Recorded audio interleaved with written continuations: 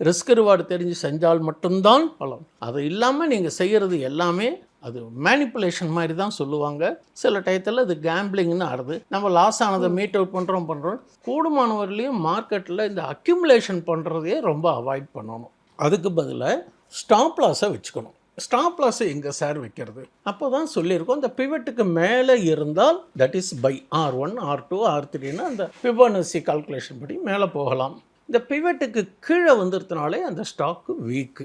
அப்போ S1 S2 S3 போகும்போது நம்ம அது ஒரு ஸ்டாப் லாஸ். இப்போ பிவட்டுக்கு மேலே வாங்கியிருந்தேன்னு வச்சுக்கோங்களேன், அப்போ S1 ஸ்டாப் லாஸ் வச்சுக்கோங்க. R1க்கு போகிறபோது இந்த ஸ்டாப் லாஸை மாற்றி பிவட்டுக்கு மேலே கொண்டுட்டு வாங்க. அதேமாரி R3 போகிறபோது அப்போ உங்களுக்கு லாபத்தில் இருக்கும். அப்போ R2க்கு அதை மாற்றும். அப்போ போயிட்டு ப்ராஃபிட் புக் வரும்போது உங்களுக்கு R2 தான் ட்ரிக் ஆகும். அப்போ ஸ்டாப் லாஸோடு செய்கிறதும் டார்கெட்டை இப்படி செய்கிறதும் ட்ரெயிலிங் ஸ்டாப் லாஸை போட்டு செய்கிறதும் ஒரு கேபிட்டலுக்கு எரோஷன் இல்லாமல் கிடைக்கிற லாபத்தும் கூடுதலாகவும் கிடைக்க வாய்ப்புண்டு.